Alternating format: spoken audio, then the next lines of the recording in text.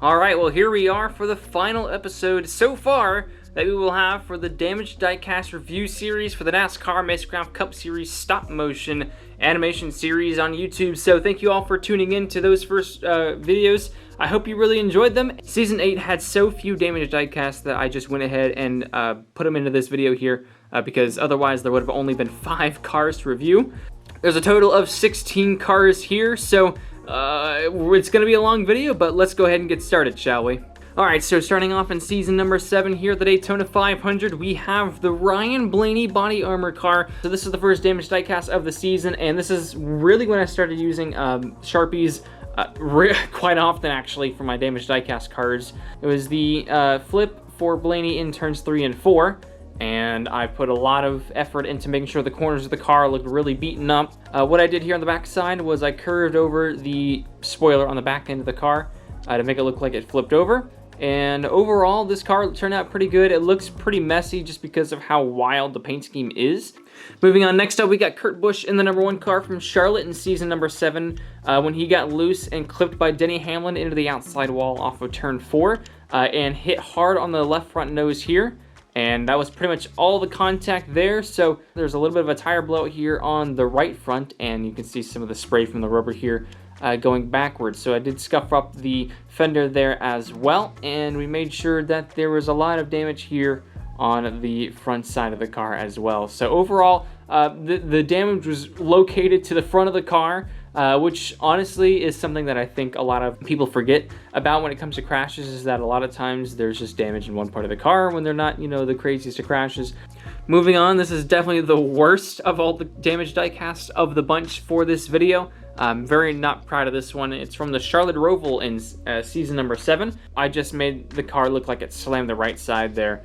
So I just kind of pancaked it here on the right front especially. You can see there's a crack there. Overall, this car I'm not a very big fan of, you know, and he didn't make much contact on the left side. And there's still a whole bunch of scuff marks here. I don't know why I put Sharpie there, that's interesting. Next up was Chase Elliott from the Bristol Dirt Race. I don't remember if I got these all out of order or not, but it doesn't matter because we're going through them all anyways. So overall, this one is one that I wish that I put a little more detail into. I wish, because it is a white car, I wish I put some really cool dirt particles on the car in a whole bunch of places. That would have made it look really, really cool, make it look like it actually raced on a dirt track. I do like how you can see where he hit the wall. Of course, the nose is scrunched in there. Other than, of course, the tire marks where he and Larson made contact, I thought that was pretty cool where I rubbed off the Goodyear there as well. So other than that, that is basically it for this paint scheme as well. And moving right along here, we have the 2 of Brad Keselowski from the Miscraft Racing Complex Oval. This one was a really cool one because I managed to break off this part. I don't think I did it with the Dremel. I don't think I pulled out the Dremel just yet. The cool thing with die-cast metal is that you can bend it really easily. So I could bend this piece back into place if I really wanted to. If you kind of watch the stop motion, I pulled it back a little ways during the crash, and I thought that was really cool. I really like the way that this die-cast car looks. I added a lot of tire marks here because I think he did get turned, if I remember correctly. And that's about the extent of the damage. You can see I added some more detail here on this side as well. So this crash is probably going to be one of the more popular ones for this video from season number 7 as well. This was the first one that I believe this actually is the first crash that I used the Dremel on. This is a lot of people's favorite Miscraft Cup Series crash. So we've got the hood of the race car that got torn off by the catch fencing, and then the rear end of the race car that got torn off as well. But yeah, the really cool thing about when I was using the Dremel on this race car to damage it is that I heated up the vinyl here, or whatever they use for the decals. I guess I'll just say decal. For the race car here so much that it actually turned like a burnt kind of color, and I thought that was really, really cool. And so for the longest time after I did that, I wanted to see if I could find a way to make it look like there was fire in the crash. That reminds me, if you ever use a Dremel or drilling or doing anything with these diecast race cars to make race versions or something like that, and there's a lot of damage and you're using a Dremel, always wear some sort of mask and eye protection as well. Because when you're doing this, a lot of stuff flies off the car, and die-cast metal is still metal, and it will penetrate your skin, so be very careful on that. when you are doing this, because when I did this, I had eyeglasses on. That's the Kyle Larson crash from the Talladega of season number 7. Hopefully you guys enjoyed that. I know you guys really loved that race and that crash. So, and it's a little bit less detail on this one, but it's the Bubba Wallace crash from Martinsville in season number 7. This is the last crash that I did that has kind of repair tape to it. You can see a lot of that here. I think this time I used duct tape. On the Clinton Boyer and Bubba Wallace cars from season 4, I used masking tape, but I feel like the duct tape works a lot better. 1, because it's a flatter black, and 2, it shines kind of like Bear Bond does. So I thought that was a really cool touch. But you can see a lot of scuffs here. I tried to do a donut, but that ended up smearing at some point, and so there's the Bubba Wallace damaged car from Martinsville. And we're finishing up season 7 with this next race here. We got 3 cars for this one. One of my favorite races I've ever made was Kansas season 7, the finale, where if you haven't watched it, go watch it, and you can see how these diecasts ended up the way they were. So we're gonna go with the first crash of the race. Was where Eric Jones got clipped by somebody. It might have been Hamlin, I think, and then he got up into the wall, hit the wall, and kind of got up on 2 wheels, and then Ross Chastain here in the 42 slammed into him, and they both went for a wild ride, and also helped me create one of my favorite thumbnails I've ever created. So we're taking a look at the Ross Chastain car here. So a lot of damage here on the front side of the car, again using the Dremel here, kind of cut in here. I really wanted to damage this to a point where the hood could, or the nose of the car could be separated from the hood, but I think this works perfectly fine to where it's cut like this. And so that's the extent of the damage there. Not too much going on here other than some rubber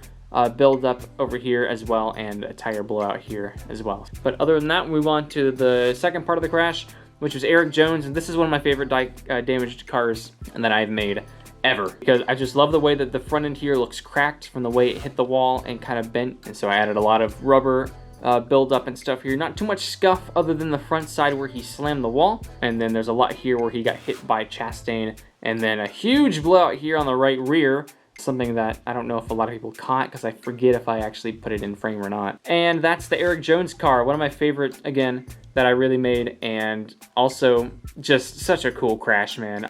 And then the main event crash of this video was Ryan Blaney. I'm very sorry to all of you Ryan Blaney fans, but this is one of my favorite crashes I've made. So this car slammed into the outside wall, lost the front nose, and was a single car solo spin, and the championship hopes for Ryan Blaney are over, but he got it done back in season 8, so it's not a big deal for him. I really love the fact that the torn end, I love the way the torn off front end looks, again using the Dremel to take off the nose from the car and the hood, and I love this little flap here. I was able to make this one bend, so there we go, you can kind of see how it, oh no, I broke it off. Well, I get to hot glue that back on. But other than that, that's one of my favorite damaged diecast cars that I just altered from reality / unfortunate. But there it is, Ryan Blaney from season number 7 at Kansas. Ooh. Now we're moving on to season number 8 here with the very few cars I had in it. And this is my favorite crash that I've ever made. The Alex Bowman flip from the Daytona 500 in season 8. Quickly becoming one of my most viewed videos. Thank you all for all the support on that video. It's one of my favorite races I've also filmed at the same time. So what a cool crash this was, man. I did so much editing on it. And the very first part where he started to blow over, and right before he bit, before he started to tumble, to make sure that the car looked like it was off the ground. I just wish I did a better job when he was tumbling to not show the supports of that crash. Really cool crash. I love it. The tire is not here on the table with me right now. And I love the way that there's so much debris and rubber and all this stuff built up around the corners of the car. And the fact that the nose is damaged in a part where it was tumbling and it was anchored on. One of my favorite crashes. Diecast is pretty cool. I don't know what else I would do to adjust this. Maybe add some fluff here and there from the grass and stuff like that. Maybe up on the window and stuff. But other than that, it's still a really cool looking diecast car. Moving on into race number 3 of the season, where Daniel Suarez blew a tire, caught on fire, and slammed into the outside wall. Got up along the outside wall, and the car caught fire and kind of burned up the entire right side of the car. And you can see some of the blue from some of the blue areas on the wall, and the decaling kind of coming off. So that's a little bit of blue Sharpie there to do that.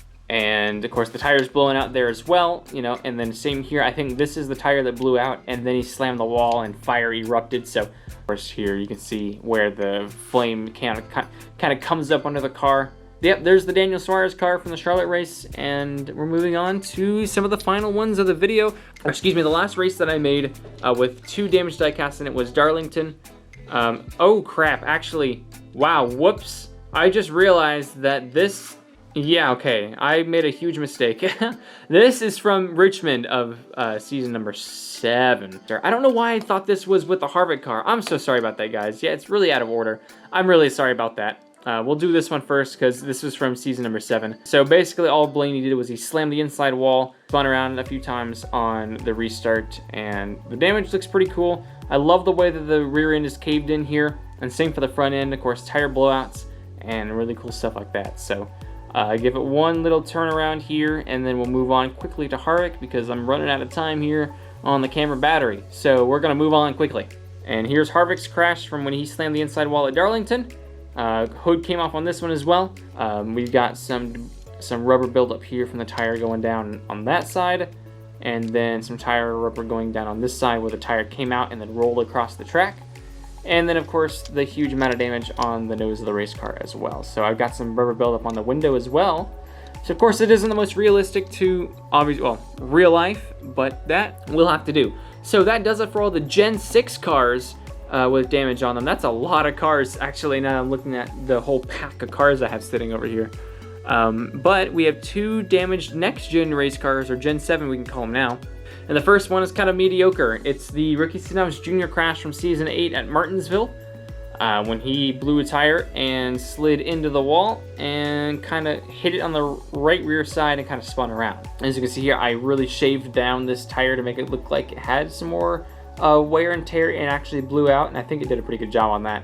And then some scuff up here from where the back end hit right on the wall. And then of course just a Martinsville tire rub as you would usually get. That does it for all the Mistcraft Cup Series damaged diecast cars. And you're thinking, wait, you have one more car and that's not from the Mistcraft Cup Series? Well, I did the NASCAR Community Cup Series race at the Atlanta Motor Speedway for 2023 just a few weeks ago, as a matter of fact, and this is the most recent damaged diecast I've done. There's not much to it, honestly.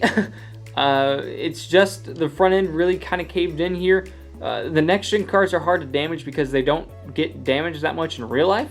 So it's kind of hard to do a lot of that. So I put a lot of effort here under the front end of the race car where he hit the wall and spun around. I put a lot of green onto the front end of the nose, just where, you know, a lot of that green would have, rubbed off onto the car from where he hit the wall. So that's basically the extent of that damage there.